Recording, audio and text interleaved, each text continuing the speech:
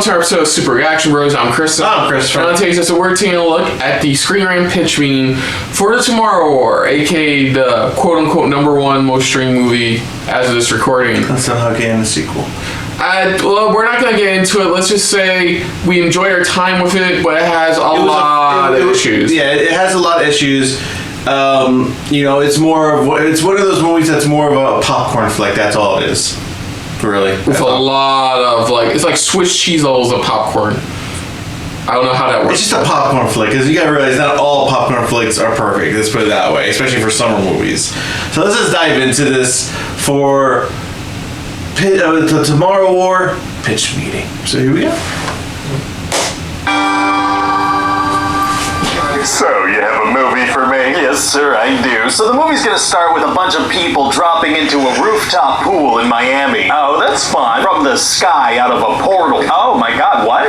Stay tuned to later in the movie. Oh, you're doing that thing where you start the movie with a little clip from an action scene that's gonna happen later, just out of context? Yeah, you want to start with action right away, you know, so people get hooked. That's a good point. So we're gonna meet this ex-military guy, Dan, right? And he loves science, and so does his little daughter, Murray. Okay. And so they're watching this soccer game, and on the field, these people come out of a portal, and they're like, there are aliens in the future, and they're killing everybody. Oh, this also happens right at the beginning of the movie. Yeah, we're like 6 minutes in at this point, right at the start here. Wow. Yeah, you want to start with some action right away, you know, so people get hooked, so then maybe we don't have to spoil that cool sky drop visual from later. Well, we're gonna. Okay. So we find out that in the future, aliens have killed like everybody. There's this war going on, and there are like 500,000 humans left. Oh, so these people come back to the past to stop the war from ever happening? No, they came back because they need to draft more people to go fight. Sure. Wouldn't it be better to use the time to prepare for the war instead of jumping into a fight that already seems to be lost? Right.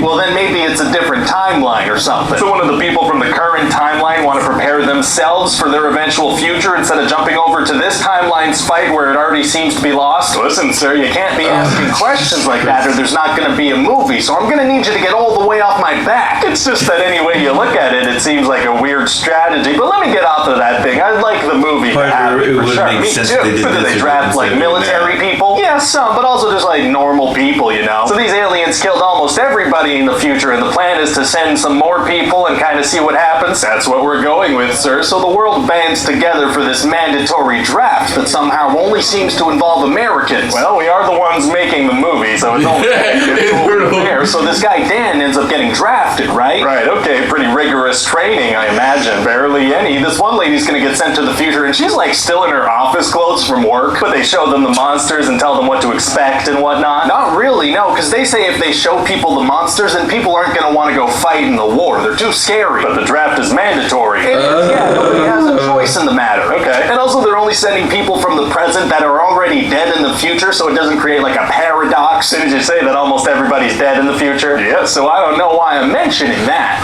So anyway, Dan and a bunch of people head into the future, but because of a coordinate malfunction, they drop into the middle of the sky instead of close to the ground. Oh, so that's why they fall from hundreds of feet into a swimming pool. Wouldn't that also be deadly, though? You'd think so, because of how things work. But no, anyone who falls into the pool is perfectly fine. Oh, well, great. So the other survivors find out they need to go to a research lab in another building. How come? Well, there's some science stuff in there that's a part of their last hope of creating a toxin that'll kill the aliens and save the world. Gotcha. But this military lady tells them they don't have a lot of time because Miami's overrun with aliens, so it's about to be bombed in a couple minutes. If the research lab is critical to their last chance at saving the planet, shouldn't that be the priority instead of bombing the city? You'd think so, but no, instead they're going to prioritize bombing a city that already doesn't have humans in it, so there's no immediate threat. Oh, okay. So they're going to encounter some of these aliens, and they're very scary. They call them white spikes. Oh, they're being attacked by hard seltzers? That's White Claw. Oh, whoops. Then what happened?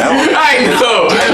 Killed while trying to save one guy and then shows no remorse for it. Oh, interesting. So then we're going to use the massive explosion as a transition, and Dan's going to wake up in the Dominican Republic. Oh, passing out and waking up in the Dominican Republic is tight. It sure is, sir. So then he meets up with a military lady who, as it turns out, is his daughter, but older. Oh. Yes, so she explains that there are like female queen aliens that are much stronger, and the males will do anything to protect them. So what are they going to do? Well, they go to work at this other research research facility on the ocean because they have a toxin that kills male aliens but not females, so they have to work on that. Oh, they should still use that in the meanwhile, probably. Yeah, but they're not gonna. Oh, okay. So then using this alien queen that they captured, Dan and his daughter start trying to develop a female toxin using science and family. Nice. And then they find this science and family. And all these male aliens show up because they want their queen back. Oh, so they kill the queen? Well, no, because they're like, we only have one vial of toxin. We can't waste it on her, you know? But if they explode her, she would die, right? And that would stop the male aliens from charging towards them? Yeah, but they're going to try to run away instead of taking care of the thing that's causing the situation they're currently in. Oh, okay. Interesting strategy. So then as they're running away, Murray's going to get hit by an alien spike. Oh, no. And then she's going to reveal that she brought Dan to the future so he can bring the vial back to the past, and he's the only one who can do it. Wouldn't he kind of be the worst person for the job since the plan involves abandoning his daughter? Like, wouldn't someone without emotional attachment be a better choice? Maybe. I guess she must really trust him, huh? Actually, no, because in the past he ends up abandoning her, so she doesn't really trust this guy. Okay. And then she's gonna be falling off this platform towards a bunch of aliens while also bleeding out, so he's gonna dive after her. But he's got the vial. Really he's cool the last shot. hope for humanity. He is, but you know, that's his daughter. But what's the plan with the dive? Like, even if he catches up to her, they're still falling towards aliens and she's still bleeding out. I don't know, but it's gonna look cool when he gets zapped back to the past. Okay, gotcha. So then back in the past, the time traveling is closed, and they have this toxin, but they don't really know what to do with it. What do you mean? Can't they just bring it to where the aliens first land? Well, that's the thing. They never actually found a spaceship. All they know is that the aliens showed up in Russia one day. Oh, so what do they do?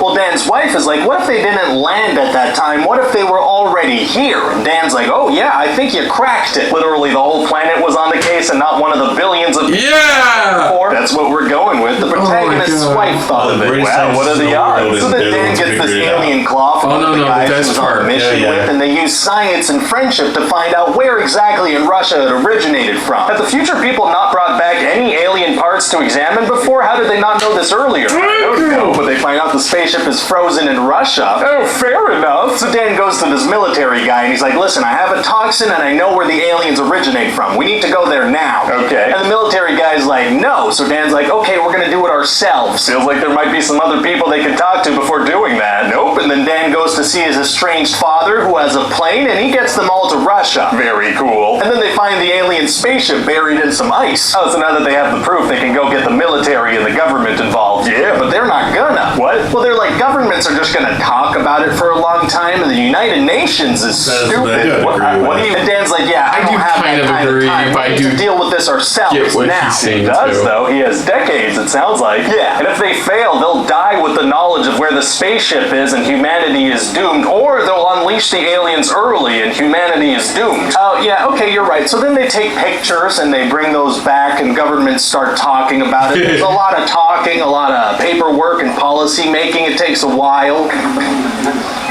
Well, that sounds kind of boring. Yeah, so they go in with guns. They go in with their guns, yeah. Toxins. Oh, okay, yeah, that does sound a lot more fun. So I guess they jab the queen with the toxin first, huh?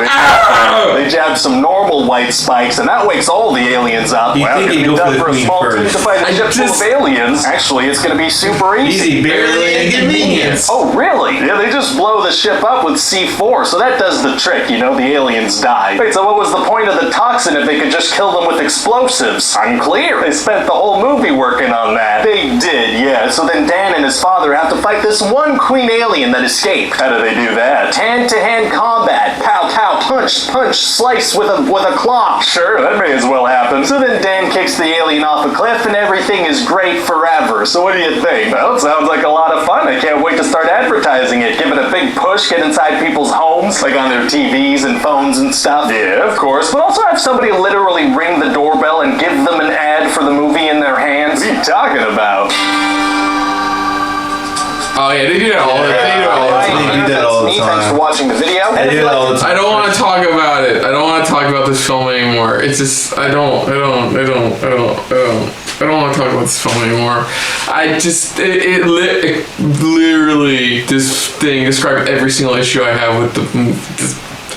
They didn't even do the part where they show, you know what? We could try to talk to a volcano expert. No, we talked to my high school kid in class. Who loves volcanoes. Yeah, we'll talk to that guy. Apparently he knows more than the fucking government. I just have so many issues with this film. It's not even like he even makes a good point. It's like if you know you can go to the past, why? I know they don't know the time what the time law is here, but you know you can go to the past. Why not team up with the people in the past to figure out where it started and then go back to your time? It's not even that. It's like you can still do the whole recruitment thing to help them out in the future, but at the same time, have another group working with the government trying to figure out where did they come from. Working with other scientists to see where did they originate from. Because if they can find it from there, then they'll know, hey, this is where we have to go to, or something like that. This is where they originated from. Oh my favorite part. The one I love where he's like, oh yeah, so they just go, they talk with the government, they go to UN, they get through the paper. Sounds boring. That's the only part, right? And like I said, that's the only part I honestly was sitting there going, yeah, they do make a good point there, because the government will want to investigate more, and have scientists, and it's like they want to study these things, and we already know what happens when they want to study these things. So it's like they do make, that's the only that's like the only solid good point. I'm like, yeah, that makes sense. So overall, yeah. So other than that, if you're new to the channel, you hit the like button. If you want to talk to us more about stuff like this, comment down below. If you want to share us around, share it around. And if you like us just a little bit more than anybody else when it comes to talking about Tomorrow Wars, hit the subscribe button down below. Hit that bell icon as well. Let us know what you guys thought of this pitch meeting. Do you agree with what they said if you watched the film? Or is there a lot more that you would want to bring up and you just want to let us know in the comments down below? Put down what you thought of our reaction overall, but most importantly, thank you for watching. So until next time, I'm Kristen. I'm Christopher. And this has been a very tomorrow-filled episode of SRB. See ya. Later.